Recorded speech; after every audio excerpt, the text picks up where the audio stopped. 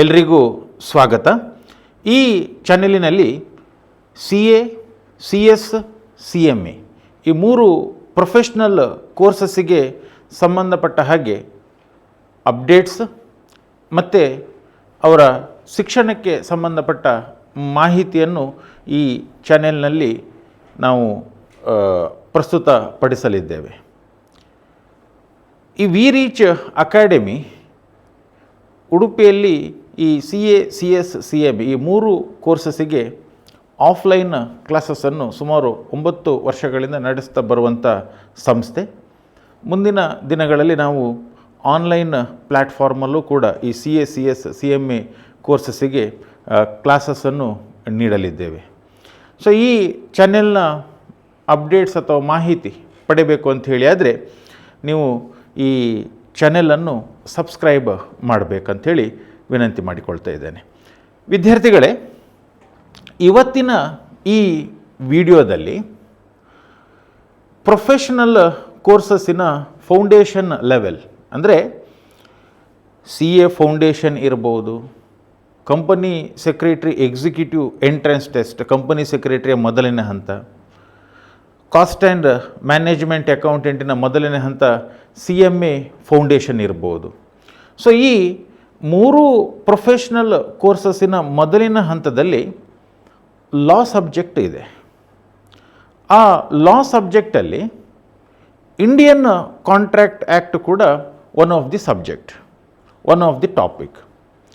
So ಇವತ್ತಿನ ಈ ವಿಡಿಯೋದಲ್ಲಿ ಇಂಡಿಯನ್ ಕಾಂಟ್ರಾಕ್ಟ್ ಆ್ಯಕ್ಟಿಗೆ ಸಂಬಂಧಪಟ್ಟ ಹಾಗೆ 5 ಇಂಪಾರ್ಟೆಂಟ್ ಕೇಸಸ್ನ ಬಗ್ಗೆ ನಾನಿವತ್ತು ಡಿಸ್ಕಸ್ ಮಾಡಲಿಕ್ಕಿದ್ದೇನೆ. ಕೇಸಸ್ಸನ್ನು ಪ್ರೆಸೆಂಟ್ ಮಾಡುವಂಥದ್ದು ಹೇಗೆ ಅಂತ. ಸೊ ಯೂಶ್ವಲಿ ನಮ್ಮ ಈ ಪ್ರೊಫೆಷ್ನಲ್ ಕೋರ್ಸಸ್ಸಲ್ಲಿ ಕೇಸ್ ಲಾಸನ್ನು ಯಾವ ರೀತಿ ಕೇಳ್ತಾರೆ ಅಂತ ಹೇಳಿದರೆ ಆ ಕಂಪ್ಲೀಟ್ ಸಿಚುವೇಷನನ್ನು ಅವರು ಕ್ವಶನಲ್ಲಿ ಕೊಟ್ಟಿರ್ತಾರೆ. ಸೊ ಅಂಥ ಸಂದರ್ಭದಲ್ಲಿ ನಾವು ಆನ್ಸರ್ಸನ್ನು ಹೇಗೆ ಬರೆಯುವಂಥದ್ದು, ಹೇಗೆ ಏನು ಕತೆ ಅಂಥೇಳಿ. ಸೊ ಈ 5 ಕೇಸಸ್ನ ಬಗ್ಗೆ ನಾನು ಇವತ್ತಿನ ವಿಡಿಯೋದಲ್ಲಿ ಡಿಸ್ಕಸ್ ಮಾಡಲಿಕ್ಕಿದ್ದೇನೆ.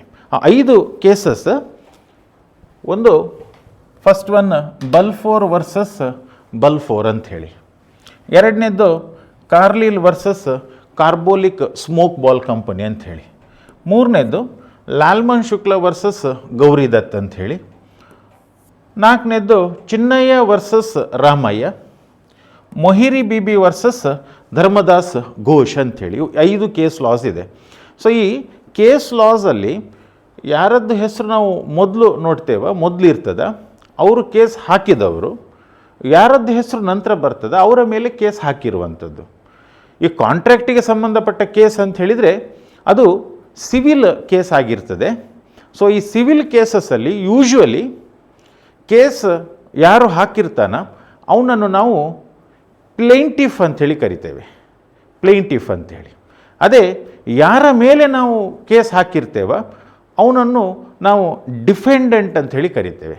ಸೊ ಕನ್ನಡದಲ್ಲಿ ಹೇಳುವುದಾದರೆ ಪ್ಲೇಂಟಿಫಿಗೆ ದಾವೇದಾರ ಅಂಥೇಳಿ ಕರೆಯುವಂಥದ್ದು, ಅದೇ ಡಿಫೆಂಡೆಂಟಿಗೆ ಎದ್ರಿದಾರ ಅಂಥೇಳಿ ಕರಿತೇವೆ. ಬಟ್ ಅಷ್ಟು ನಾವು ಇದು ಮಾಡುವಂಥದ್ದು ಬೇಡ. ಪ್ಲೇಂಟಿಫ್ ಮತ್ತು ಡಿಫೆಂಡೆಂಟ್ ಅಂಥೇಳಿ ಆ 2 ವರ್ಡನ್ನು ನೆನ್ಪಿಟ್ಕೊಳ್ಳಿ. ಪ್ಲೇಂಟಿಫ್ ಅಂತ ಹೇಳಿದರೆ ಕೇಸ್ ಹಾಕಿದವ, ಡಿಫೆಂಡೆಂಟ್ ಅಂತ ಹೇಳಿದರೆ ಅವನ ಮೇಲೆ ಕೇಸ್ ಹಾಕಿರುವಂಥದ್ದು. ಸೊ ಈ 5 ಕೇಸಸ್ಗಳ ಬಗ್ಗೆ ನಾನು ಇವತ್ತು ವಿವರಣೆ ಕೊಡಲಿಕ್ಕಿದ್ದೇನೆ. ಈಗ ಪ್ರಥಮವಾಗಿ ಬಲ್ಫೋರ್ ವರ್ಸಸ್ ಬಲ್ಫೋರ್. ಫಸ್ಟ್ ಕೇಸ್ ನಾನಿವತ್ತು ಡಿಸ್ಕಸ್ ಮಾಡಲಿಕ್ಕೆ ಹೊರಟಿರುವಂಥದ್ದು ಬಲ್ಫೋರ್ ವರ್ಸಸ್ ಬಲ್ಫೋರ್ ಅಂಥೇಳಿ. ಸೊ ಕೇಸ್ ಹಾಕಿದವರು ಬಲ್ಫೋರ್, ಯಾರ ಮೇಲೆ ಕೇಸ್ ಹಾಕಿರುವಂಥದ್ದು? ಬಲ್ಫೋರ್ನ ಮೇಲೆ ಕೇಸ್ ಹಾಕಿರುವಂಥದ್ದು. ಸೊ ಈಗ ನನ್ನ ಒಂದು ಪ್ರಶ್ನೆ ಏನಂತ ಹೇಳಿದರೆ, ಒಬ್ಬ ಅವನ ಮೇಲೆಯೇ ಕೇಸ್ ಹಾಕಲಿಕ್ಕೆ ಸಾಧ್ಯ ಇದೆ ಅಂತ. ಯಾಕಂತೇಳಿದ್ರೆ 2 ಹೆಸರು ಸೇಮ್ ಇದೆ. ಕೇಸ್ ಹಾಕಿದವ ಬಲ್ಫೋರ್, ಕೇಸ್ ಹಾಕಿಸ್ಕೊಂಡವ ಕೂಡ ಬಲ್ಫೋರ್. ಹಾಗಾದರೆ ಒಬ್ಬ ಅವನ ಮೇಲೆ ಕೋರ್ಟಲ್ಲಿ ಕೇಸ್ ಹಾಕ್ತಾನ ಅಂತ. ಆ್ಯಕ್ಚುಲಿ ಇದು ಕೇಸ್ ಯಾರ ಮಿಡ್ಲಲ್ಲಿ ಆದದಂತ ಹೇಳಿದರೆ ಮಿಸ್ಟರ್ ಬಲ್ಫೋರ್ ಮತ್ತು ಮಿಸ್ಸಸ್ ಬಲ್ಫೋರ್ನ ಮಿಡ್ಲಲ್ಲಿ ಆಗಿರುವಂಥ ಕೇಸ್, ಗಂಡ ಮತ್ತು ಹೆಂಡತಿಯ ಮಿಡ್ಲಲ್ಲಿ ಆಗಿರುವಂಥ ಕೇಸ್. ಹಾಗಾದರೆ ಈ ಕೇಸ್ ಇಂಡಿಯನ್ ಕಾಂಟ್ರಾಕ್ಟ್ ಆ್ಯಕ್ಟಿನ ಯಾವ ಕಾನ್ಸೆಪ್ಟಿಗೆ ಸಂಬಂಧಪಟ್ಟದ್ದು ಅಂತ. ಸೊ ಈ ಕಾನ್ಸೆಪ್ಟ್ ಯಾವುದಂತ ಹೇಳಿದರೆ, ಇಂಡಿಯನ್ ಕಾಂಟ್ರಾಕ್ಟ್ ಆ್ಯಕ್ಟ್ನ ಯಾವ ಕಾನ್ಸೆಪ್ಟಿಗೆ ಸಂಬಂಧಪಟ್ಟದ್ದು ಅಂತ ಹೇಳಿದರೆ, intention to create legal relationship. The related concept ಯಾವುದಂತ ಹೇಳಿದರೆ, intention to create legal relationship.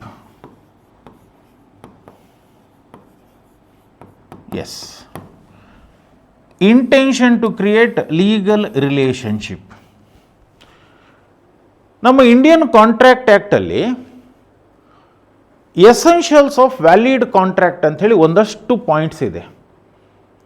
So ಈ ಎಸೆನ್ಷಿಯಲ್ಸ್ ಆಫ್ ವ್ಯಾಲಿಡ್ ಕಾಂಟ್ರಾಕ್ಟಲ್ಲಿ ಒನ್ ಆಫ್ ದಿ ಎಸೆನ್ಷಿಯಲ್ ಏನಂತ ಹೇಳಿದರೆ, ಈ ಕಾಂಟ್ರಾಕ್ಟ್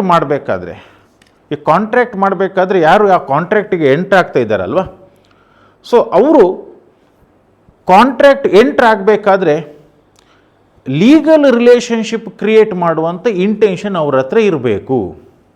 ಲೀಗಲ್ ರಿಲೇಷನ್ಶಿಪ್ ಕ್ರಿಯೇಟ್ ಮಾಡುವಂಥ ಇಂಟೆನ್ಷನ್ ಇದ್ದರೆ ಅಂತಹ ಒಂದು ಕಾಂಟ್ರಾಕ್ಟನ್ನು ಕೋರ್ಟ್ ಕನ್ಸಿಡರ್ ಮಾಡ್ತದೆ, ಮತ್ತು ಆ ಕಾಂಟ್ರಾಕ್ಟಿಗೆ ಸಂಬಂಧಪಟ್ಟ ಟರ್ಮ್ಸ್ ಆ್ಯಂಡ್ ಕಂಡೀಷನ್ಸನ್ನು ಕೋರ್ಟ್ ಕನ್ಸಿಡರ್ ಮಾಡಿ ಅದಕ್ಕೆ ಸಂಬಂಧಪಟ್ಟ ಆರ್ಡರ್ಸನ್ನು ಕೊಡ್ತದೆ, ಅಥವಾ ನಾವು ಎನ್ಫೋರ್ಸ್ ಮಾಡ್ತದೆ ಅಂತ ಹೇಳ್ಬೋದು. That contract can be enforced by the court of law. So ಹಾಗಾದರೆ ಈ ಕೇಸಲ್ಲಿ ಆಗಿರುವಂಥದ್ದು ಏನು ಅಂತ ಹೇಳಿ ನೋಡುವ. ಸೊ ಆ್ಯಕ್ಚುಲಿ ಈ ಕೇಸಲ್ಲಿ ಇಂಗ್ಲೆಂಡ್, ಯು ಕೆಯಲ್ಲಿರುವಂಥ ಗಂಡ ಹೆಂಡತಿಗೆ ಸಂಬಂಧಪಟ್ಟಿರುವಂಥ ಕೇಸ್, ಮಿಸ್ಟರ್ ಬಲ್ಫೋರ್ ಮತ್ತು ಮಿಸ್ಸಸ್ ಬಲ್ಫೋರಿಗೆ ಸಂಬಂಧಪಟ್ಟಿರುವಂಥ ಕೇಸ್. ಸೊ ಇಬ್ಬರು ಗಂಡ ಹೆಂಡತಿ ಒಂದು ಅನೋನ್ಯತೆಯಿಂದ ಇದ್ದಾರೆ, ಇಬ್ಬರ ಮಿಡ್ಲಲ್ಲಿ ಯಾವುದೇ ಮನಸ್ತಾಪ ಇಲ್ಲ, ಒಬ್ಬರು ಮತ್ತೊಬ್ಬರನ್ನು ತುಂಬ ಪ್ರೀತಿ ಮಾಡ್ತಾರೆ. ಇಂತಹ ಒಂದು ಸಂದರ್ಭದಲ್ಲಿ ಗಂಡನಿಗೆ ಎಬ್ರಾಡಲ್ಲಿ ಎಂಪ್ಲಾಯ್ಮೆಂಟ್ ಆಯಿತು, ಅಂದರೆ ಬೇರೆ ದೇಶದಲ್ಲಿ ಅವನಿಗೆ ಕೆಲಸ ಸಿಕ್ಕಿತ್ತು. ಸೊ ಇಂಗ್ಲೆಂಡಲ್ಲಿದ್ದವ ಅವನಿಗೆ ಕೆಲಸ ಸಿಕ್ಕಿದೆ ಎಲ್ಲಿ ಅಂತ ಹೇಳಿದರೆ, ದೂರದ ಶ್ರೀಲಂಕಾದಲ್ಲಿ ಕೆಲಸ ಸಿಕ್ಕಿತ್ತು ಅವನಿಗೆ. ಸೊ ಡೆಫಿನೆಟ್ಲಿ ಈಗ ಶ್ರೀಲಂಕಾಕ್ಕೆ ಅವ ಎಂಪ್ಲಾಯ್ಮೆಂಟಿಗೋಸ್ಕರ ಅವನ ಮನೆ ಸಂಸಾರವನ್ನು ಬಿಟ್ಟು ಶ್ರೀಲಂಕಾಕ್ಕೆ ಹೋಗಬೇಕು. ಅಲ್ಲಿಗೆ ಮನೆಯವರನ್ನು ಕರ್ಕೊಂಡು ಹೋಗುವಾಗಿಲ್ಲ. ಸೊ ಹಾಗಾಗಿ ಅವ ಒಬ್ಬನೇ ಈಗ ಶ್ರೀಲಂಕಾಕ್ಕೆ ಹೊರಡಿ ನಿಲ್ತಾನೆ.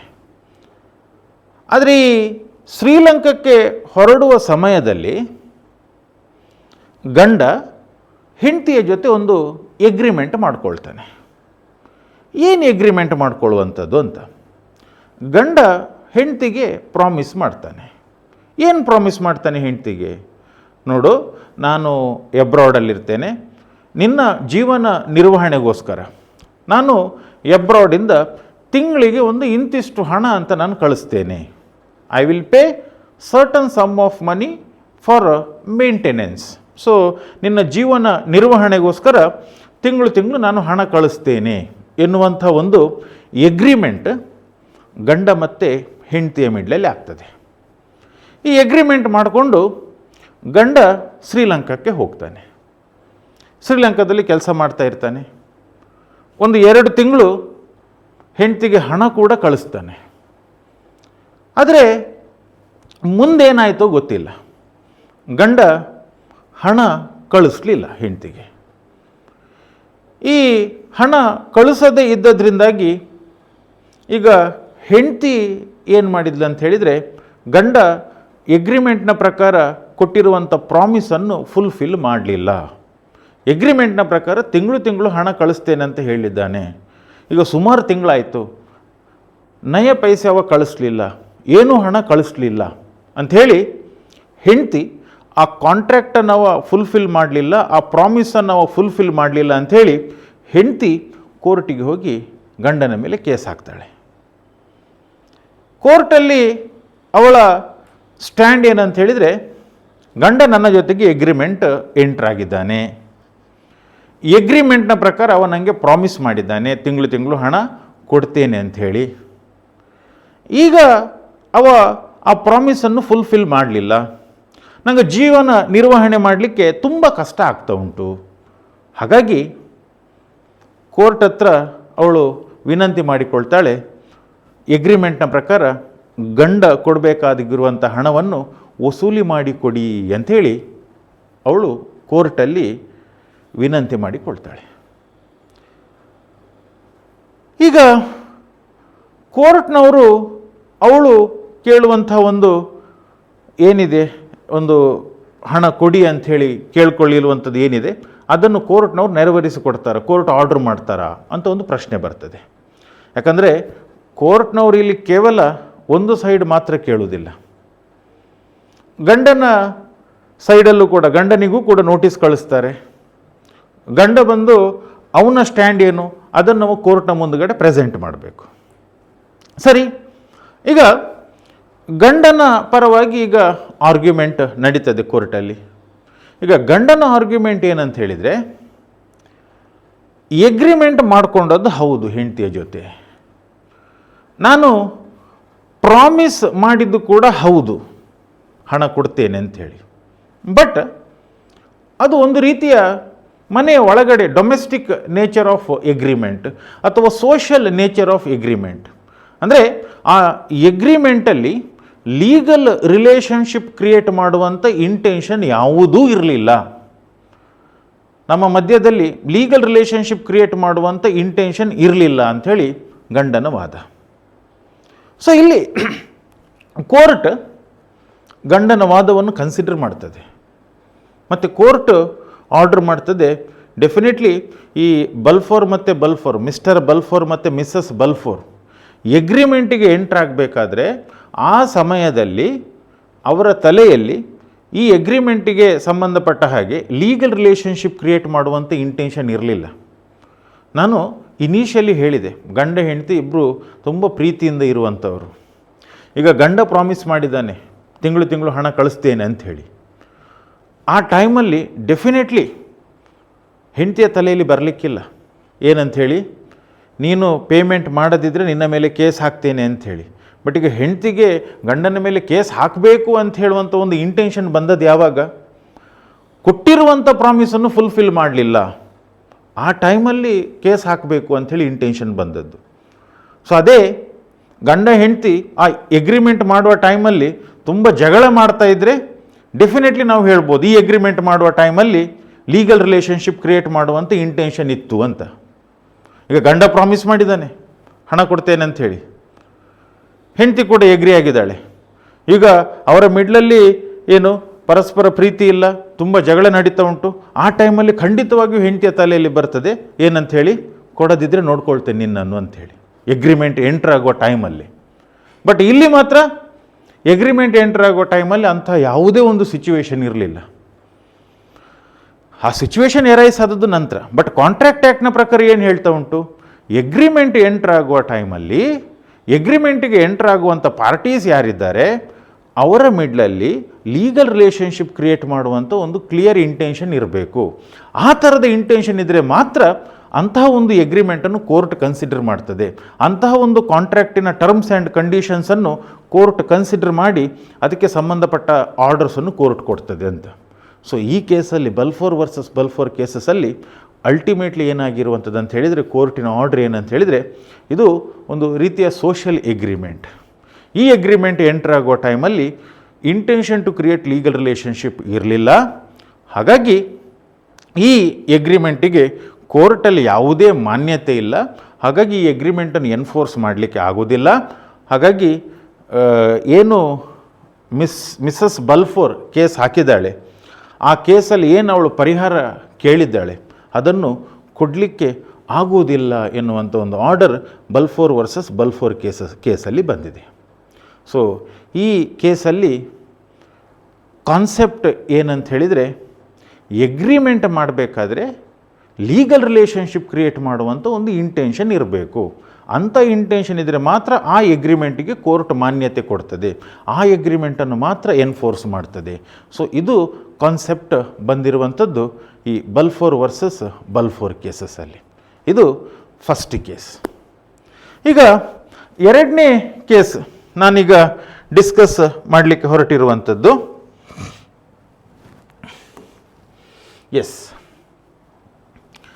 ಕಾರ್ಲಿಲ್ versus Carbolic Smoke Ball Company, ಇದು ಎರಡನೇ ಕೇಸ್. ನೋಡು ಈ ಕೇಸಲ್ಲಿ ಏನಾಗಿದೆ ಅಂತ. Carlill versus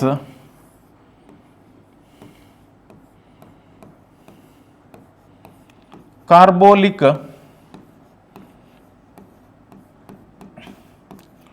smoke Ball Company. Carlill versus Carbolic Smoke Ball company.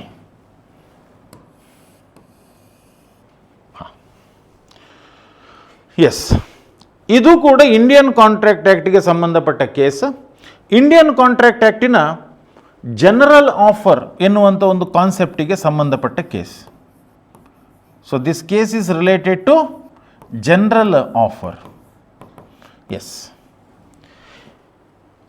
ಒಂದು ಕಾಂಟ್ರಾಕ್ಟ್ ಮಾಡಬೇಕಾದ್ರೆ always the starting point is offer. ಆಫರಿಂದ ಸ್ಟಾರ್ಟ್ ಆಗುವಂಥದ್ದು. ಈ ಆಫರಲ್ಲಿ ಬೇರೆ ಬೇರೆ ಥರದ ಆಫರ್ ಇದೆ. Specific offer. ಸ್ಪೆಸಿಫಿಕ್ ಆಫರ್ ಅಂತ ಹೇಳಿದರೆ ಒಬ್ಬ ಪರ್ಟಿಕ್ಯುಲರ್ ಪರ್ಸನಿಗೆ ಮಾಡಿರುವಂಥ ಆಫರ್ ಆದರೆ ಅದು specific offer. General offer. General offer ಅಂತ ಹೇಳಿದರೆ so that offer is not addressed to a particular person. So ಆ ಆಫರನ್ನು ಯಾರು ಮಾಡಿರ್ತಾನೆ, so he is not addressing a particular person, that offer is addressed to world at large. ಅಂದರೆ ಜಗತ್ತಲ್ಲಿರುವವರು ಯಾರೂ ಕೂಡ ಅಂಥ ಆಫರನ್ನು ಎಕ್ಸೆಪ್ಟ್ ಮಾಡ್ಬೋದು by fulfilling the conditions given in offer. ಆಫರಲ್ಲಿ ಕೊಟ್ಟಿರುವಂಥ ಕಂಡೀಷನ್ಸ್ ಏನಿದೆ ಅದನ್ನು ಫುಲ್ಫಿಲ್ ಮಾಡಿ ಡೆಫಿನೆಟ್ಲಿ ಆ ಆಫರನ್ನು ಎಕ್ಸೆಪ್ಟ್ ಮಾಡ್ಬೋದು. ಸೊ ಈಗ ಜನರಲ್ ಆಫರ್ ನಾನು ಏನು ಹೇಳಿದೆ, the offer made by the offeror to the world at large. ಇಡೀ ಪ್ರಪಂಚಕ್ಕೆ ಮಾಡಿರುವಂಥ ಒಂದು ಆಫರ್, ಅಂಥ ಆಫರಿಗೆ ನಾವು ಜನರಲ್ ಆಫರ್ ಅಂಥೇಳಿ ಕರಿತೇವೆ. ಈ Carlill versus Carbolic Smoke Ball Company case ಏನಿದೆ ಇದು ಜನರಲ್ ಆಫರಿಗೆ ಸಂಬಂಧಪಟ್ಟ ಕೇಸ್. ನೋಡು ಈ ಕೇಸಲ್ಲಿ ಏನಾಗಿದೆ ಅಂತ. ಸೊ ಈ ಕೇಸಲ್ಲಿ ಆಗಿರುವಂಥದ್ದು ಏನಂತ ಹೇಳಿದರೆ, ಈ ಕಾರ್ಬೋಲಿಕ್ ಸ್ಮೋಕ್ ಬಾಲ್ ಕಂಪನಿ ಇದೆ ಅಲ್ವಾ, ಇದೊಂದು ಮೆಡಿಸಿನ್ ಪ್ರೊಡ್ಯೂಸ್ ಮಾಡುವಂಥ ಕಂಪನಿ. ಅಂದರೆ ಮದ್ದನ್ನು ಅವರು ಮ್ಯಾನುಫ್ಯಾಕ್ಚರ್ ಮಾಡ್ತಾರೆ, ಔಷಧಿಯನ್ನು ಮ್ಯಾನುಫ್ಯಾಕ್ಚರ್ ಮಾಡ್ತಾರೆ, ಮದ್ದನ್ನೊಂದು ಪ್ರೊಡ್ಯೂಸ್ ಮಾಡುವಂಥ ಕಂಪನಿ. ಸೊ ಈ ಕಾರ್ಬೋಲಿಕ್ ಸ್ಮೋಕ್ ಬಾಲ್ ಕಂಪನಿಯವರು ಒಂದು ಪೇಪರಲ್ಲಿ ಅಡ್ವರ್ಟೈಸ್ಮೆಂಟ್ ಕೊಟ್ಟರು. ಏನಂತ ಪೇಪರಲ್ಲಿ ಅಡ್ವರ್ಟೈಸ್ಮೆಂಟ್ ಕೊಟ್ಟಿರುವಂಥದ್ದು? ಪೇಪರಲ್ಲಿ ಕೊಟ್ಟಿರುವಂಥ ಆ್ಯಡ್ ಏನಂತ ಹೇಳಿದರೆ, ನಾವು ಒಂದು ಹೊಸ ಮೆಡಿಸಿನ್ ತಂದಿದ್ದೇವೆ, ಹೊಸ ಥರದ ಒಂದು ಮೆಡಿಸಿನ್. ಆ ಮೆಡಿಸಿನನ್ನು ನಮ್ಮ ಇನ್ಸ್ಟ್ರಕ್ಷನ್ನ ಪ್ರಕಾರ ಕನ್ಸಂಪ್ಷನ್ ಮಾಡಿದರೆ, ಅಂದರೆ ಆ ಕಂಪನಿಯವರು ಇನ್ಸ್ಟ್ರಕ್ಷನ್ ಕೊಟ್ಟಿರ್ತಾರೆ ಅದನ್ನು ಹೇಗೆ ಕನ್ಸಂಪ್ಷನ್ ಮಾಡಬೇಕು ಅಂತ. ಆ ಇನ್ಸ್ಟ್ರಕ್ಷನ್ನ ಪ್ರಕಾರ ಆ ಮೆಡಿಸಿನನ್ನು ಯಾರಾದರೂ ತೆಕೊಂಡ್ರೆ ಅವರಿಗೆ ಒಂದು ಪರ್ಟಿಕ್ಯುಲರ್ ಕಾಯಿಲೆ ಬರುವುದಿಲ್ಲ. ಇನ್ಫ್ಲುಯೆನ್ಸಾ, ಜ್ವರ, ಯಾವುದೋ ಒಂದು ಥರದ ಒಂದು ಜ್ವರ ಬರುವುದಿಲ್ಲ ಎನ್ನುವಂಥ ಒಂದು ಅಡ್ವರ್ಟೈಸ್ಮೆಂಟ್ ಪೇಪರಲ್ಲಿ ಕೊಟ್ಟರು. ಅಷ್ಟಕ್ಕೆ ಸುಮ್ಮನೆ ಕೂತ್ಕೊಳ್ಳಿಲ್ಲ ಅವರು. ಪೇಪರಲ್ಲಿ ಅಡ್ವರ್ಟೈಸ್ಮೆಂಟ್ ಕೊಟ್ಟ ನಂತರ ಅದರ ಮೇಲೆ ಮತ್ತೊಂದು ಅವರು ಪಾಯಿಂಟ್ ಆ್ಯಡ್ ಮಾಡಿದರು ಅಡ್ವರ್ಟೈಸ್ಮೆಂಟಲ್ಲಿ. ನಾವು ಕೊಟ್ಟ ಇನ್ಸ್ಟ್ರಕ್ಷನ್ನ ಪ್ರಕಾರ ನಮ್ಮ ಈ ಹೊಸ ಮದ್ದನ್ನು ತಗೊಂಡವರು ನಂತರವೂ ಅವರಿಗೇನಾದರೂ ಆ ಇನ್ಫ್ಲುಯೆನ್ಸಾ ಬಂದರೆ, ಆ ಒಂದು ಪರ್ಟಿಕ್ಯುಲರ್ ಕಾಯಿಲೆ ಬಂದರೆ, ನಾವು ಅವರಿಗೆ ಒಂದು ಇಂತಿಷ್ಟು ಹಣ ಪರಿಹಾರ ಕೊಡ್ತೇವೆ ಅಂಥೇಳಿ ಆ ಅಡ್ವರ್ಟೈಸ್ಮೆಂಟಲ್ಲಿ ಪಬ್ಲಿಷ್ ಮಾಡಿದರು. ಸೊ ಇದು ಕಂಪನಿ ಸೈಡಿಂದ ಪಬ್ಲಿಷ್ ಆದ ಅಡ್ವರ್ಟೈಸ್ಮೆಂಟ್. ಸರಿ, ಈ ಅಡ್ವರ್ಟೈಸ್ಮೆಂಟನ್ನು ಕಾರ್ಲಿಲ್ ಎನ್ನುವಂಥ ಒಬ್ಬಳು ಲೇಡಿ ಆ ಅಡ್ವರ್ಟೈಸ್ಮೆಂಟನ್ನು ನೋಡ್ತಾಳೆ. ಅವಳಿಗೆ ಏನು ಆ ಅಡ್ವರ್ಟೈಸ್ಮೆಂಟಲ್ಲಿ ಮೆನ್ಷನ್ ಮಾಡಿರುವಂಥ ಕಾಯಿಲೆ ಇದೆ, ಅದಕ್ಕೊಂದು ಮದ್ದು ತಗೊಳ್ಬೇಕು ಅಂಥೇಳಿ ಇರ್ತದೆ. ಪೇಪರನ್ನು ಆ್ಯಡ್ ಕಂಪ್ಲೀಟ್ ಓದ್ತಾಳೆ. ಆ್ಯಡ್ ಓದಿ ಆ ಕಾರ್ಬೋಲಿಕ್ ಸ್ಮೋಕ್ ಬಾಲ್ ಕಂಪನಿಯ ಆ ಒಂದು ಪರ್ಟಿಕ್ಯುಲರ್ ಮೆಡಿಸಿನನ್ನು ಅವರು ಕೊಟ್ಟ ಇನ್ಸ್ಟ್ರಕ್ಷನ್ನ ಪ್ರಕಾರವೇ ಕನ್ಸಂಪ್ಷನ್ ಮಾಡ್ತಾಳೆ.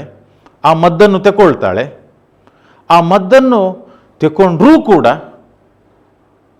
ಕಂಪನಿಯವರು ಕ್ಲೈಮ್ ಮಾಡಿದ ಹಾಗೆ ಕಾಯಿಲೆ ಬರಬಾರ್ದಿತ್ತು ಅವಳಿಗೆ, ಬಟ್ ಆ ಕಾಯಿಲೆ ಅವಳಿಗೆ ಬಂತು. ಆ ಒಂದು ಇನ್ಫ್ಲುಯೆನ್ಸಾ ಅವಳಿಗೆ ಬಂತು. ಸರಿ, ಇನ್ಫ್ಲುಯೆನ್ಸಾ ಬಂತು, ಹೌದು, ಎಲ್ಲವೂ ಸರಿ.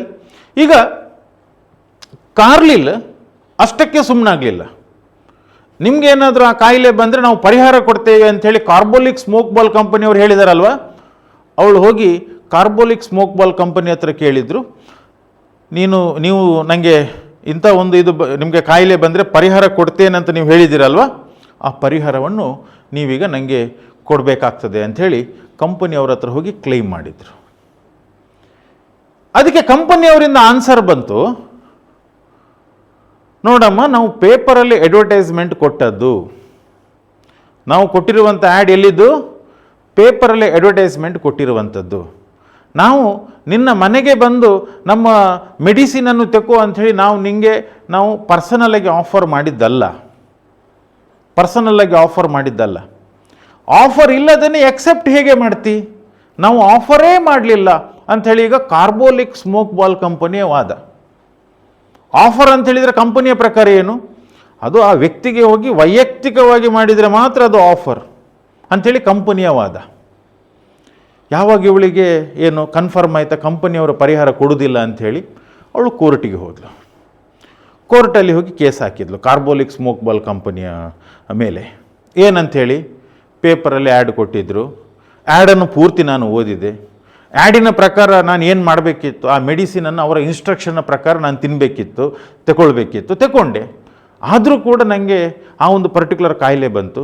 ಅವರು ಆ ಆ್ಯಡಲ್ಲಿ ಒಂದು ವಿಷಯ ಹೇಳಿದ್ದಾರೆ, ನಮ್ಮ ಮೆಡಿಸಿನ್ ಕನ್ಸಂಪ್ಷನ್ ಆದ ನಂತರವೂ ನಿಮಗೆ ಕಾಯಿಲೆ ಬಂದರೆ ಪರಿಹಾರ ಕೊಡ್ತೇವೆ ಅಂತ.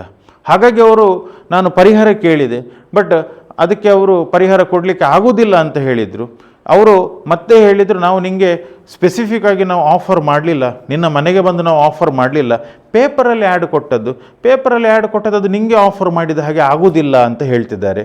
ಆದರೆ ನಾನು ಅವರು ಕೊಟ್ಟ ಆ್ಯಡನ್ನೆಲ್ಲ ಓದಿದ್ದೇನೆ, ಅವರು ಆಫರ್ ಮಾಡಿದ್ದಾರೆ, ನಾನು ಎಕ್ಸೆಪ್ಟ್ ಮಾಡಿದ್ದೇನೆ ಅಂತ ಕಾರ್ಲಿಲ್ ಕೋರ್ಟ್ನ ಮುಂದುಗಡೆ ವಾದ ಮಾಡ್ತಾಳೆ. ಈ ಒಂದು ಆರ್ಗ್ಯುಮೆಂಟನ್ನು ಕೋರ್ಟ್ ಅವರು ಕನ್ಸಿಡರ್ ಮಾಡಿ, ಹೌದು ನೀನು ಹೇಳಿರುವಂಥದ್ದು ಸರಿ ಇದೆ, ಪರ್ಫೆಕ್ಟ್ ಇದೆ, ಅವರು ಏನು ಪೇಪರಲ್ಲಿ ಆ್ಯಡ್ ಕೊಟ್ಟಿದ್ದಾರ ಅದು ಆಫರ್. ಹಾಗಾದ್ರದ್ದು ಯಾವ ಥರದ ಆಫರ್? ಅದು ಜನರಲ್ ಆಫರ್ ಅಂಥೇಳಿ ಕರಿತೇವೆ ನಾವು. ಜನರಲ್ ಆಫರ್ ಅಂತ ಹೇಳಿದರೆ ಅಲ್ಲಿ ಒಬ್ಬ ಪರ್ಟಿಕ್ಯುಲರ್ ಪರ್ಸನಿಗೆ ಅಡ್ರೆಸ್ ಮಾಡಿರುವಂಥದ್ದಲ್ಲ. ಹಾಗಾದರೆ ಜನರಲ್ ಆಫರನ್ನು ಎಕ್ಸೆಪ್ಟ್ ಮಾಡುವಂಥದ್ದು ಹೇಗೆ? ಆ ಆಫರಲ್ಲಿ ಏನು ಕೊಟ್ಟಿದ್ದಾರೆ ಟರ್ಮ್ಸ್ ಆ್ಯಂಡ್ ಕಂಡೀಷನ್ಸ್, ಆ ಟರ್ಮ್ಸ್ ಆ್ಯಂಡ್ ಕಂಡೀಷನ್ಸನ್ನು ನಾವು ಫುಲ್ಫಿಲ್ ಮಾಡಿ ನಾವು ಕಮ್ಯುನಿಕೇಟ್ ಮಾಡಿದರೆ ಸಾಕು, ಅದು ಎಕ್ಸೆಪ್ಟೆನ್ಸ್ ಆಫ್ ಆಫರ್ ಅಂತ. ಎಸ್, ನೀನು ಅದರ ಪ್ರಕಾರ ನಡ್ಕೊಂಡಿದ್ದಿ, ಮೆಡಿಸಿನ್ ತಗೊಂಡು ಅವರ ಇನ್ಸ್ಟ್ರಕ್ಷನ್ ಪ್ರಕಾರ ತಗೊಂಡಿದ್ದಿ, ಎಲ್ಲವೂ ಕೂಡ ಅವರು ಹೇಳಿದ ಪ್ರಕಾರವೇ ನೀನು ನಡ್ಕೊಂಡಿದ್ದಿ. ಹಾಗಾಗಿ ನೀನು ಅವರ ಆಫರನ್ನು ಎಕ್ಸೆಪ್ಟ್ ಮಾಡಿದ್ದಿ. ಅವರು ನಿಮಗೆ ಸ್ಪೆಸಿಫಿಕ್ಕಾಗಿ ಆಫರ್ ಮಾಡಿದ್ದಲ್ಲ, ಜನರಲ್ ಆಗಿ ಆಫರ್ ಮಾಡಿದ್ದು. ಜನರಲ್ ಆಫರನ್ನು ಕಾರ್ಲಿಲ್ಲ ಮತ್ತೆ ಯಾರೂ ಕೂಡ ಅದನ್ನು ಎಕ್ಸೆಪ್ಟ್ ಮಾಡ್ಬೋದು. ಬಟ್ ಕಂಡೀಷನ್ ಏನು, ಅವರು ಕೊಟ್ಟ ಇನ್ಸ್ಟ್ರಕ್ಷನ್ನ ಪ್ರಕಾರ ಎಕ್ಸೆಪ್ಟ್ ಮಾಡಬೇಕು, ಅದು ನೀನು ಮಾಡಿದ್ದಿ. ಹಾಗಾಗಿ ನಿಮಗೆ ಕಂಪನಿಯವರು ಪರಿಹಾರ ಕೊಡಲೇಬೇಕು ಎನ್ನುವಂಥ ಒಂದು ಆರ್ಡ್ರನ್ನು ಕೋರ್ಟ್ ಮಾಡ್ತದೆ ಈ ಕೇಸಲ್ಲಿ. ಅಂದರೆ ಈ ಕೇಸಲ್ಲಿ ಕೋರ್ಟ್ ಯಾವ ಕಾನ್ಸೆಪ್ಟನ್ನು ಅಪ್ಹೋಲ್ಡ್ ಮಾಡ್ತದೆ ಅಂತ ಹೇಳಿದರೆ, ಜನರಲ್ ಆಫರ್. ಅಂದರೆ ಆಫರ್ ವೈಯಕ್ತಿಕವಾಗಿ ಇರಬೇಕಂತೇನಿಲ್ಲ, ಸ್ಪೆಸಿಫಿಕ್ ಆಗಿ ಇರಬೇಕಂತೇನಿಲ್ಲ. Offer can be general. So ಈ ಜನರಲ್ ಆಫರ್ ಎನ್ನುವಂಥ ಕಾನ್ಸೆಪ್ಟ್ ಅದು ಈ ಒಂದು ಕೇಸಲ್ಲಿ ರೆಕಾಗ್ನೈಸ್ ಆಗಿದೆ. ಸೊ ಇದು ಜನರಲ್ ಆಫರಿಗೆ ಸಂಬಂಧಪಟ್ಟಿರುವಂಥ ಕೇಸ್. ಸೊ ಇದು ಎರಡನೇ ಕೇಸ್ ಲಾ. ಇನ್ನು ಮೂರನೇ ಕೇಸ್ ಲಾಕ್ಕೆ ಬನ್ನಿ. ಎಸ್, ಮೂರನೇ case law Lalman Shukla versus Gauri Dutt ಅಂತೇಳಿ. Lalman Shukla versus Gauri Dutt. So that is the third case law. ನೋಡು, ಈ ಥರ್ಡ್ ಕೇಸ್ ಲಾದಲ್ಲಿ ಏನಾಗಿದೆ ಅಂತ. Lalman Shukla versus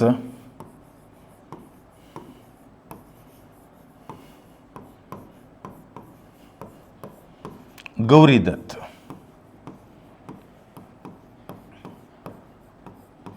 S, so ಇದು ಇಂಡಿಯನ್ ಕಾಂಟ್ರಾಕ್ಟ್ ಆ್ಯಕ್ಟ್ನ ಯಾವ ಕಾನ್ಸೆಪ್ಟಿಗೆ ಸಂಬಂಧಪಟ್ಟದ್ದು? ಲಾಲ್ಮನ್ ಶುಕ್ಲಾ ವರ್ಸಸ್ ಗೌರಿ ದತ್. ಲಾಲ್ಮನ್ ಶುಕ್ಲಾ ವರ್ಸಸ್ ಗೌರಿ ದತ್ ಇದು Indian contract ಆ್ಯಕ್ಟಿನ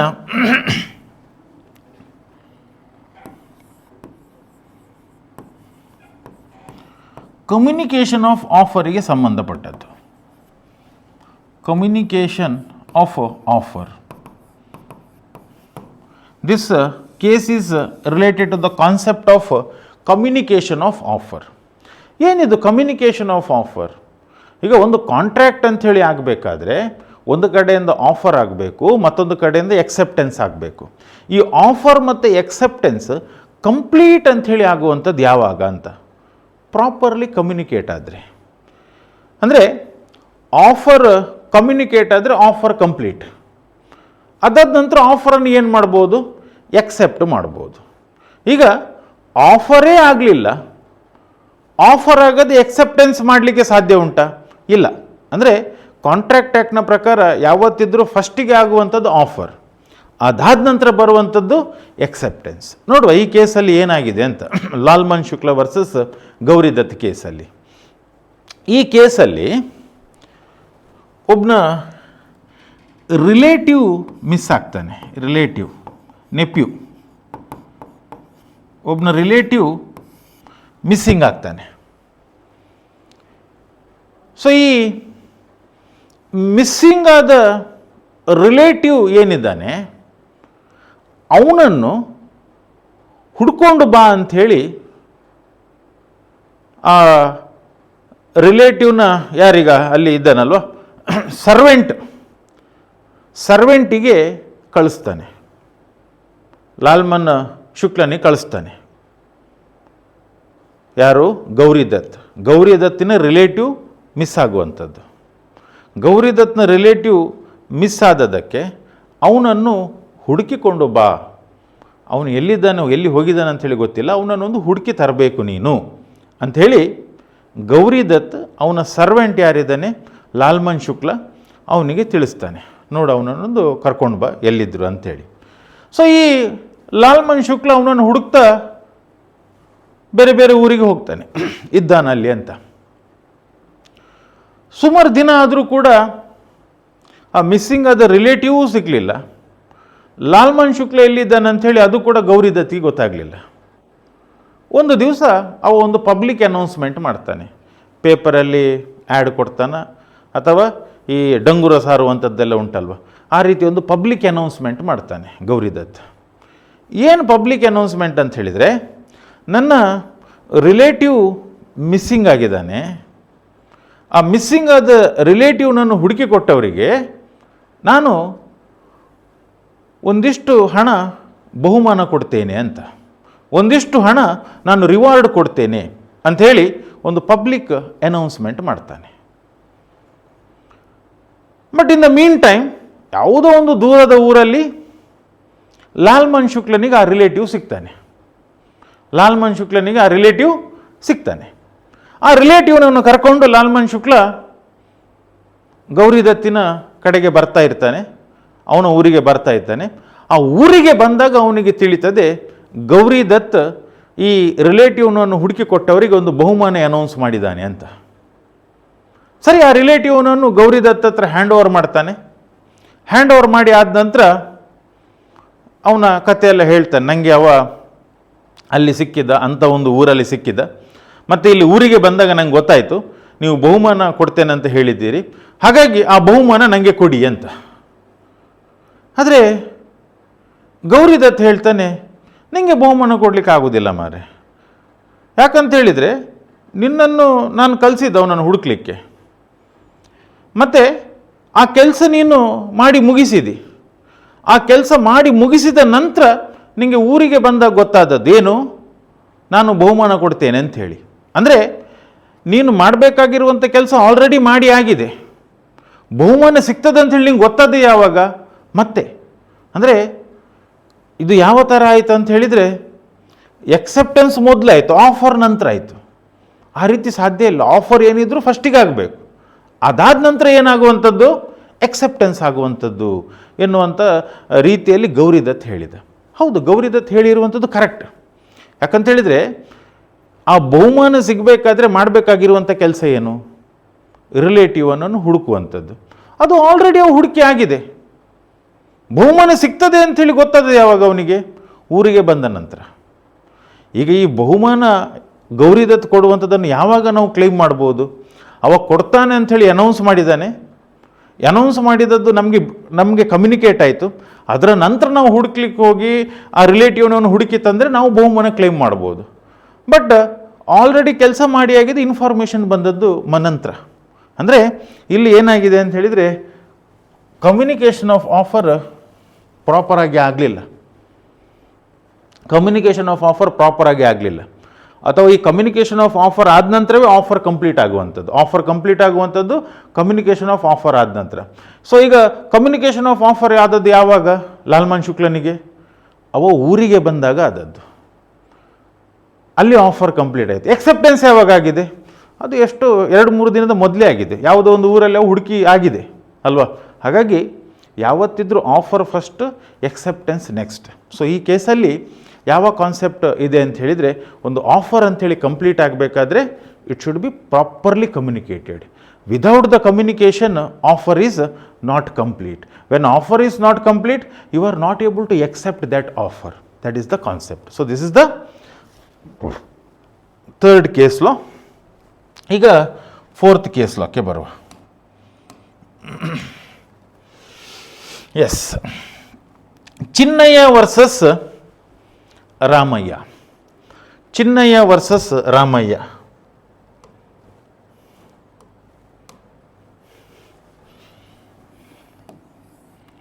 Chinnaiah versus Ramaiah. ಈ ಕೇಸ್ ಲಾದಲ್ಲಿ ಏನಾಗಿದೆ ನೋಡುವ. ಚಿನ್ನಯ್ಯ ವರ್ಸಸ್ ರಾಮಯ್ಯ ಕೇಸ್ ಲಾದಲ್ಲಿ. ಸೊ ಈ ಕೇಸ್ ಲಾ ಏನಿದೆ ಇದು ಕನ್ಸಿಡರೇಷನಿಗೆ ಸಂಬಂಧಪಟ್ಟ case law. This case law is related to consideration. Contract ಆ್ಯಕ್ಟ್ನ ಪ್ರಕಾರ ನಿಮಗೆ ಗೊತ್ತು, without consideration there is no consideration, without consideration there is no contract. Consideration ಇಲ್ಲದೆ ಕಾಂಟ್ರಾಕ್ಟ್ ಇಲ್ಲ ಅಂತ. ಮತ್ತು ಇಲ್ಲಿ ಒಂದು ಕನ್ಸಿಡರೇಷನ್ ವ್ಯಾಲಿಡ್ ಅಂಥೇಳಿ ಆಗಬೇಕಾದ್ರೆ ಒಂದು ಪಾಯಿಂಟ್ ಇದೆ. ಏನು ಪಾಯಿಂಟ್ ಅಂತ ಹೇಳಿದರೆ, consideration can be given by promisor. Consideration can be given by promisor. Consideration promisor ಕೊಡ್ಬೋದು, or can be given by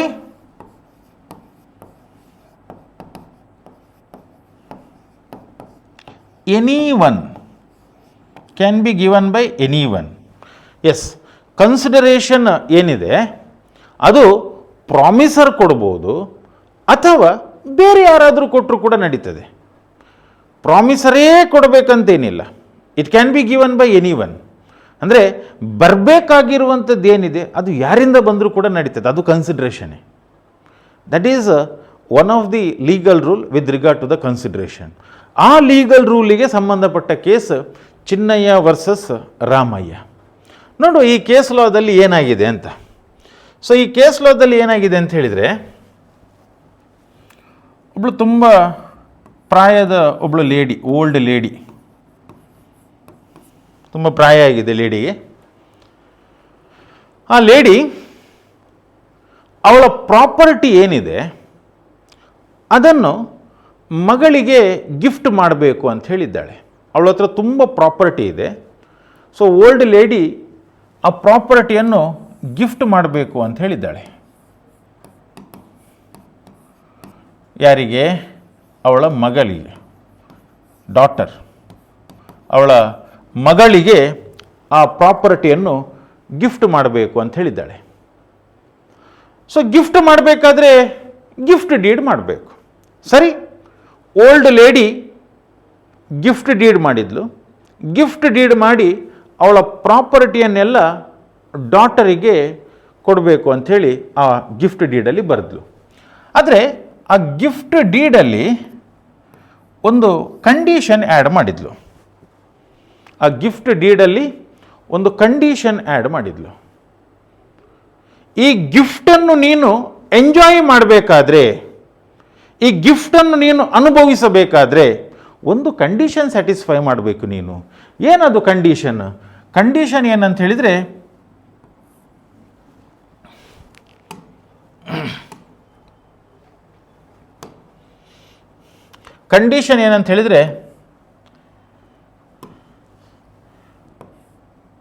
brother, old ಲೇಡಿಯ ಬ್ರದರ್. ಓಲ್ಡ್ ಲೇಡಿಯ ಬ್ರದರ್ ಅಂತ ಹೇಳಿದರೆ ಡಾಟರ್ ಇದ್ದು ಅಂಕಲ್, ಮಾವ ಆಗ್ತಾನೆ. ಓಲ್ಡ್ ಲೇಡಿಯ ಬ್ರದರಿಗೆ ಆನ್ಯುಯಿಟಿ ಕೊಡಬೇಕು. ಎಲ್ಲಿ ತನಕ? Till his life. ಅವು ಎಲ್ಲಿ ತನಕ ಬದುಕಿರ್ತಾನ ಅಲ್ಲಿವರೆಗೆ ಅವನಿಗೆ ಆನ್ಯುಯಿಟಿ ಕೊಡಬೇಕಂತೆ. ಇದು ಆನ್ಯುಯಿಟಿ ಅಂತ ಹೇಳಿದರೆ ಏನು ಅಂತ? ಆನ್ಯುಯಿಟಿ ಅಂತ ಹೇಳಿದರೆ ವರ್ಷಕ್ಕೆ ಒಂದಿಷ್ಟು ಅಮೌಂಟ್ ಕೊಡೋದಕ್ಕೆ ನಾವು ಆನ್ಯುಯಿಟಿ ಅಂತೇಳಿ ಕರಿತೇವೆ. ಈಗ ವರ್ಷಕ್ಕೆ 50,000 ಕೊಡಬೇಕು ಅವ ಬದುಕಿರುವ ತನಕ. ಆ ಥರದ ಒಂದು ಕಂಡೀಷನನ್ನು ಗಿಫ್ಟ್ ಡೀಡ್ ಮಾಡಬೇಕಾದ್ರೆ ಓಲ್ಡ್ ಲೇಡಿ ಒಂದು ಕಂಡೀಷನ್ ಹಾಕಿದ್ದಾಳೆ. ಸರಿ, ಈಗ ಆ ಕಂಡೀಷನ್ ಫುಲ್ಫಿಲ್ ಮಾಡದೆ ಗಿಫ್ಟನ್ನು ಎಂಜಾಯ್ ಮಾಡಲಿಕ್ಕೆ ಆಗೋದಿಲ್ಲ ಡಾಟರಿಗೆ. ಅದಕ್ಕೆ ಡಾಟರ್ ಏನು ಮಾಡಿದ್ಲ ಅಂತ ಹೇಳಿದರೆ, ಅವಳ ಅಂಕಲ್ ಜೊತೆ ಒಂದು ಎಗ್ರಿಮೆಂಟ್ ಮಾಡಿಕೊಂಡ್ಳು. ಅಂಕಲ್ ಜೊತೆ ಒಂದು ಎಗ್ರಿಮೆಂಟ್. ಏನು ಎಗ್ರಿಮೆಂಟ್? ಎಗ್ರಿಮೆಂಟ್ ಏನಂತ ಹೇಳಿದರೆ, ನಾನು ನನ್ನ ತಾಯಿ ನನಗೆ ಪ್ರಾಪರ್ಟಿ ಗಿಫ್ಟ್ ಮಾಡಬೇಕಾದ್ರೆ ವರ್ಷಕ್ಕೆ ಏನು ಅಮೌಂಟ್ ಕೊಡಬೇಕು ಅಂತ ನಿಮಗೆ ಹೇಳಿದ್ದಾಳೆ, ಅದನ್ನು ನಾನು ಪೇಮೆಂಟ್ ಮಾಡ್ತೇನೆ ಅಂಥೇಳಿ ಆ ಓಲ್ಡ್ ಲೇಡಿಯ ಡಾಟರ್ ಓಲ್ಡ್ ಲೇಡಿಯ ಬ್ರದರಿಗೆ ಪ್ರಾಮಿಸ್ ಮಾಡಿದ್ಲು. ನಾನು ಕೊಡ್ತೇನೆ, ತಿಂಗಳಲ್ಲ ವರ್ಷಕ್ಕೆ ಆ ಮೆನ್ಷನ್ ಮಾಡಿದ ಅಮೌಂಟ್ ನಾನು ಕೊಡ್ತೇನೆ ಅಂಥೇಳಿ ಡಾಟರ್ ಈಗ ಅಂಕಲಿಗೆ ಪ್ರಾಮಿಸ್ ಮಾಡಿದ್ಲು. ಸರಿ, ಎಗ್ರಿಮೆಂಟ್ ಎಲ್ಲ ಕತೆ ಎಲ್ಲ ಮುಗೀತವರದ್ದು, ಗಿಫ್ಟ್ ಡೀಡ್ ಆಯಿತು. ಮಗಳು ಮತ್ತು ಓಲ್ಡ್ ಲೇಡಿಯ ಮಗಳು ಮತ್ತು ಓಲ್ಡ್ ಲೇಡಿಯ ಬ್ರದರ್ ಎಗ್ರಿಮೆಂಟ್ ಮಾಡಿಕೊಂಡ್ರು. ಇದೆಲ್ಲ ಆದ ನಂತರ ಮುಂದೆ ಏನಾಯ್ತು ಅಂತ ಹೇಳಿದರೆ, ಡಾಟರ್ ಆ ಎಗ್ರಿಮೆಂಟ್ನ ಪ್ರಕಾರ ವರ್ಷಕ್ಕೆ ಏನು ಹಣ ಕೊಡಬೇಕಿತ್ತು ಆ ಹಣ ಕೊಡಲಿಲ್ಲ. ಯಾವಾಗ ಅವಳು ಹಣ ಕೊಡಲಿಲ್ವಾ, ಅಂಕಲ್ ಹೋಗಿ ಅವಳ ಮೇಲೆ ಕೇಸ್ ಹಾಕಿದ್ಲು. ಏನಂಥೇಳಿ, ಎಗ್ರಿಮೆಂಟ್ನ ಪ್ರಕಾರ ವರ್ಷಕ್ಕೆ ಇಂತಿಷ್ಟು ಹಣ ಕೊಡಲಿಕ್ಕಿದೆ, ಅವಳು ಕೊಡ್ತಾ ಇಲ್ಲ, ನನಗೆ ನ್ಯಾಯ ಕೊಡಿ ಅಂಥೇಳಿ ಅಂಕಲ್ ಕೋರ್ಟಲ್ಲಿ ಕೇಸ್ ಹಾಕಿದ್ಲು. ಈಗ ಕೋರ್ಟಲ್ಲಿ ಕೇಸ್ ಹಾಕಬೇಕಾದ್ರೆ ಈ ಡಾಟರ್ ಇವಳದ್ದು ವಾದ ಏನಂತ ಹೇಳಿದರೆ, ನಾನು ಪ್ರಾಮಿಸ್ ಮಾಡಿದ್ದೇನೆ ವರ್ಷ ಇಷ್ಟು ಹಣ ಕೊಡ್ತೇನೆ ಅಂಥೇಳಿ. ಈಗ ನಾನು ಪ್ರಾಮಿಸ್ ಮಾಡಿದ್ದಕ್ಕೆ ಅಂಕಲ್ ಕಡೆಯಿಂದ ನನಗೆ ಏನು ರಿಟರ್ನ್ ಸಿಗ್ತಾ ಇಲ್ಲ. ರಿಟರ್ನ್ ಸಿಕ್ಕಿದರೆ ಮಾತ್ರ ಅದು ಕನ್ಸಿಡ್ರೇಷನ್ ಆಗುವಂಥದ್ದು. ಹಾಗಾಗಿ ಈ ಎಗ್ರಿಮೆಂಟಿಗೆ, ಈ ಕಾಂಟ್ರಾಕ್ಟಿಗೆ ಸಪೋರ್ಟ್ ಆಫ್ ಕನ್ಸಿಡ್ರೇಷನ್ ಇಲ್ಲ. This agreement is without consideration. Agreement without consideration not enforceable. ಅದಕ್ಕೆ ಕೋರ್ಟ್ ಮಾನ್ಯತೆ ಕೊಡಬಾರ್ದು. ಹಾಗಾಗಿ ನಾನು ಲಯಬಲ್ ಅಲ್ಲ ಅಂತ ಡಾಕ್ಟರ್ ಹೇಳಿದ್ಲು. ಅದಕ್ಕೆ ಅಂಕಲ್ ರಿಪ್ಲೈ ಮಾಡ್ತಾರೆ ಕೋರ್ಟಲ್ಲಿ, ಸರಿ, ನನ್ನ ಕಡೆಯಿಂದ ಅವಳಿಗೆ ಏನು ಸಿಗ್ತಾ ಇಲ್ಲ, ಬಟ್ ನನ್ನ ಅಕ್ಕ ಇದ್ಲ ಅಲ್ವಾ ಓಲ್ಡ್ ಲೇಡಿ, ಅಂದರೆ ಅವಳ ತಾಯಿ, ಅವಳು ಎಗ್ರಿಮೆಂಟ್ ಮಾಡಬೇಕಾದ್ರೆ ಒಂದು ಪಾಯಿಂಟ್ ಹಾಕಿದ್ದಾಳೆ. ಏನಂಥೇಳಿ, ನನಗೆ ವರ್ಷ ಇಂತಿಷ್ಟು ಹಣ ಕೊಡಬೇಕು ಅಂಥೇಳಿ. ಅಂದರೆ ಆ ಕೊಡಬೇಕಾಗಿರುವಂಥದ್ದು ಏನಿದೆ, ರಿಟರ್ನ್ ಆಗಿ ಹೋಗುವಂಥದ್ದು ಏನಿದೆ, ಅದು ನನ್ನ ಸೈಡಿಂದ ಹೋಗ್ತಾ ಇಲ್ಲ. ನನ್ನ ಸೈಡಿಂದ ಹೋಗೋದಿದ್ರೂ ತೊಂದರೆ ಇಲ್ಲ, ಬೇರೆಯವರ ಸೈಡಿಂದ ಹೋದರೂ ಕೂಡ ಅದು ಕನ್ಸಿಡ್ರೇಷನ್ ಅಂತೇಳಿ ಇಂಡಿಯನ್ ಕಾಂಟ್ರಾಕ್ಟ್ ಆ್ಯಕ್ಟ್ ಹೇಳ್ತಾ ಉಂಟು. ಹಾಗಾಗಿ ಡಾಟರ್ ಏನು ಹೇಳ್ತಿದ್ದಾಳೆ, ಅಲ್ಲಿ ಕನ್ಸಿಡ್ರೇಷನ್ ಇಲ್ಲ ಅಂಥೇಳಿ, ಅದು ಸರಿಯಾದ ರೀತಿ ಅಲ್ಲ. ಅಲ್ಲಿ ಕನ್ಸಿಡ್ರೇಷನ್ ಇದೆ, and that contract is supported by the consideration, and I am entitled to get that yearly amount as mentioned in the gift deed ಅಂಥೇಳಿ ಅಂಕಲ್ ಇದು ವಾದ. ಸೊ ಇಲ್ಲಿ ಕೋರ್ಟ್ ಅಂಕಲ್ ಹೇಳಿರುವಂಥ ವಾದವನ್ನು ಕನ್ಸಿಡರ್ ಮಾಡಿ, ಎಸ್, ಕನ್ಸಿಡ್ರೇಷನ್ ಪ್ರಾಮಿಸರೇ ಕೊಡಬೇಕಂತೇನಿಲ್ಲ, ಯಾರು ಕೊಟ್ಟರು ಕೂಡ ನಡೀತದೆ ಅಂಥೇಳಿ ಒಂದು ಆರ್ಡರ್ ಮಾಡಿಬಿಟ್ಟಿತ್ತು. ಮತ್ತು ಅಂಕಲಿಗೆ ವರ್ಷ ಪೇಮೆಂಟ್ ಮಾಡಬೇಕು ಅಂಥೇಳಿ ಆ ಡಾಟರಿಗೆ ಆರ್ಡರ್ ಕೂಡ ಮಾಡಿತ್ತು. ಸೊ ಇದು ಚಿನ್ನಯ್ಯ ವರ್ಸಸ್ ರಾಮಯ್ಯ ಕೇಸ್. ಇನ್ನು ನಮ್ಮ ಕೊನೆಯ ಕೇಸಿಗೆ ಬರುವ. ಎಸ್, ಕೊನೆಯ ಕೇಸ್ ಮೊಹಿರಿ ಬೀಬಿ ವರ್ಸಸ್ ಧರ್ಮದಾಸ್ ಘೋಷ್ ಅಂತ.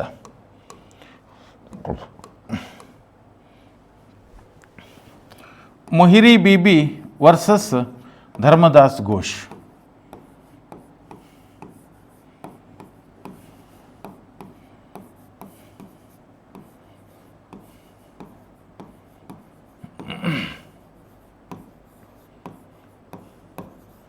ಎಸ್. ಸೊ ಈ ಕೇಸ್ ನಮ್ಮ ಇಂಡಿಯನ್ ಕಾಂಟ್ರಾಕ್ಟ್ ಆ್ಯಕ್ಟ್ನ ಮೈನರ್ ಕಾಂಟ್ರಾಕ್ಟ್ಸಿಗೆ ಸಂಬಂಧಪಟ್ಟದ್ದು. Minor contracts.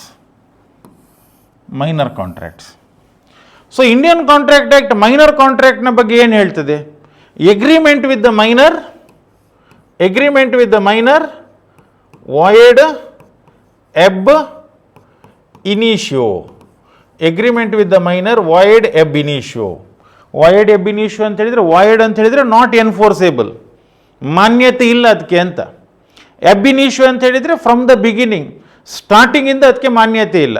ಮೈನರ್ ಕಾಂಟ್ರಾಕ್ಟಿಗೆ ಬಿಗಿನಿಂಗಿಂದಲೇ ಅದಕ್ಕೆ ಯಾವುದೇ ಮಾನ್ಯತೆ ಇಲ್ಲ ಅಂಥೇಳಿ ನಮ್ಮ ಇಂಡಿಯನ್ ಕಾಂಟ್ರಾಕ್ಟ್ ಆ್ಯಕ್ಟ್ ಸ್ಪೆಸಿಫಿಕಲಿ ಹೇಳಿದೆ.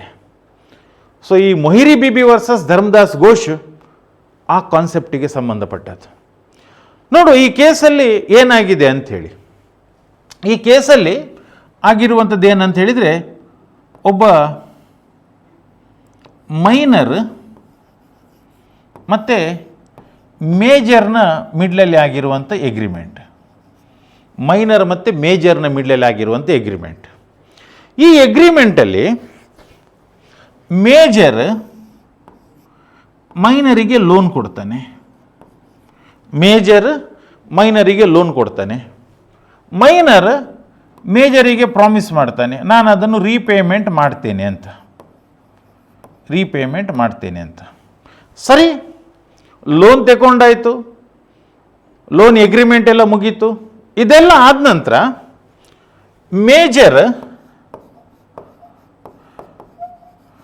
ಮೈನರ್ ಹತ್ರ ಕೇಳ್ಕೊಳ್ಳೋದು, ನೋಡಪ್ಪ ಲೋನ್ ಕೊಟ್ಟಿದ್ದೇನೆ, ಆ ಲೋನಿಗೆ ಒಂದು ಸೆಕ್ಯೂರಿಟಿ ಆಗಬೇಕು, ಅದಕ್ಕೊಂದು ಭದ್ರತೆ ಬೇಕು.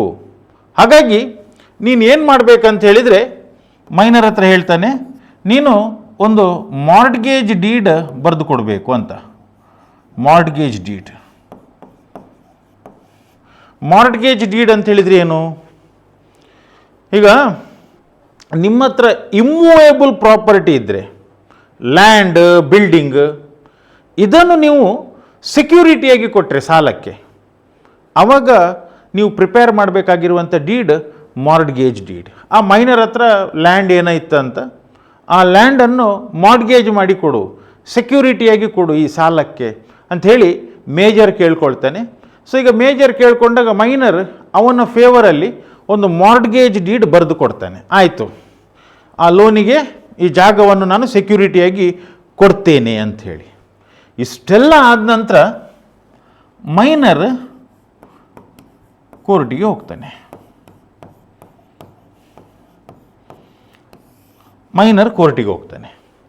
ಕೋರ್ಟಿಗೆ ಹೋಗಿ ಅವು ಕೇಳ್ಕೊಳ್ಳುವಂಥದ್ದು ಏನಂತ ಹೇಳಿದರೆ, ಆ ಮಾರ್ಟ್ಗೇಜ್ ಡೀಡ್ ಇದೆ ಅಲ್ವಾ, ನಾನು ಬರೆದು ಕೊಟ್ಟಿರುವಂಥದ್ದು, ಆ ಮಾರ್ಟ್ಗೇಜ್ ಡೀಡನ್ನು ಒಂದು ಕ್ಯಾನ್ಸಲ್ ಮಾಡಬೇಕು, ಸ್ಟ್ರೈಕ್ ಆಫ್ ಮಾಡಬೇಕು ಅಂಥೇಳಿ ಕೋರ್ಟ್ ಹತ್ರ ಕೇಳ್ಕೊಳ್ತಾನೆ. ಎಸ್, ಯಾವಾಗ ಇವ ಕೋರ್ಟಲ್ಲಿ ಕೇಳ್ಕೊಂಡ ಸ್ಟ್ರೈಕ್ ಆಫ್ ಮಾಡ್ತೇನೆ ಅಂಥೇಳಿ, ಇಮಿಡಿಯೇಟ್ಲಿ ಕೋರ್ಟ್ ಹೇಳಿತು, yes, agreement with the minor void ab initio, ಅದಕ್ಕೆ ಮಾನ್ಯತೆ ಇಲ್ಲ ಅಂಥೇಳಿ ಮಾರ್ಟ್ಗೇಜ್ ಡೀಡನ್ನು ಸ್ಟ್ರೈಕ್ ಆಫ್ ಮಾಡಿಬಿಟ್ಟಿತ್ತು, ಅದಕ್ಕೆ ವ್ಯಾಲ್ಯೂ ಇಲ್ಲ ಅಂತ. ಸರಿ, ಇದು ಯಾವಾಗ ಸ್ಟ್ರೈಕ್ ಆಫ್ ಆಯಿತಾ? ಮೇಜರ್ ಹೇಳಿದ, ಸರಿ ನೀವು ಅದನ್ನು ಸ್ಟ್ರೈಕ್ ಆಫ್ ಮಾಡಿದರೆ ತೊಂದರೆ ಇಲ್ಲ, ಬಟ್ ನಾನು ಕೊಟ್ಟ ಲೋನ್ ಉಂಟಲ್ವ, ಅದನ್ನು ನನಗೆ ಒಂದು ವಾಪಸ್ ತೆಗೆಸಿಕೊಡಿ ಅಂತ. ಅದಕ್ಕೂ ಕೋರ್ಟ್ ಹೇಳಿತ್ತು, ಸಾಧ್ಯನೇ ಇಲ್ಲ ಅಂತ, ನಾಟ್ ಪಾಸಿಬಲ್. ಯಾಕಂತ ಹೇಳಿದರೆ agreement with the minor void ab initio. From the beginning, ಯಾವ ಮೂಮೆಂಟಿಗೆ ನೀವು ಎಗ್ರಿಮೆಂಟ್ ಮಾಡಿಕೊಂಡ್ರೆ ಆ ಮೂಮೆಂಟಿಂದಲೇ ಆ ಎಗ್ರಿಮೆಂಟನ್ನು ಎನ್ಫೋರ್ಸ್ ಮಾಡಲಿಕ್ಕೆ ಸಾಧ್ಯನೇ ಇಲ್ಲ ಅಂತ ಈ ಕೇಸಲ್ಲಿ ಹೇಳಿರುವಂಥದ್ದು, ಮೊಹಿರಿ ಬಿಬಿ ವರ್ಸಸ್ ಧರ್ಮದಾಸ್ ಘೋಷ್ ಕೇಸಲ್ಲಿ. ಸೊ ಇದು ನಮ್ಮ ಇಂಡಿಯನ್ ಕಾಂಟ್ರಾಕ್ಟ್ ಆ್ಯಕ್ಟ್ಗೆ ಸಂಬಂಧಪಟ್ಟ ಹಾಗೆ 5 ಇಂಪಾರ್ಟೆಂಟ್ ಕೇಸ್ ಲಾಸನ್ನು ನಾನು ಈ ವಿಡಿಯೋದಲ್ಲಿ ನಾನು ಡಿಸ್ಕಸ್ ಮಾಡಿದ್ದೇನೆ. ಸೊ ಡೆಫಿನೆಟ್ಲಿ ನಿಮಗೆ ಇದು ಇಷ್ಟ ಆಗಿರ್ಬೋದಂತ ಅಂದ್ಕೊಳ್ತೇನೆ. ಇಷ್ಟ ಆದರೆ ನಮ್ಮ ಚಾನೆಲನ್ನು ಸಬ್ಸ್ಕ್ರೈಬ್ ಮಾಡಿ, ಅದೇ ರೀತಿ ಲೈಕ್ ಮಾಡಿ. ಮುಂದಿನ ದಿನಗಳಲ್ಲಿ ಇನ್ನಷ್ಟು ಅಪ್ಡೇಟ್ಸ್ ನಮ್ಮ ಚಾನೆಲಲ್ಲಿ ಬರಲಿಕ್ಕಿದೆ. Thank you.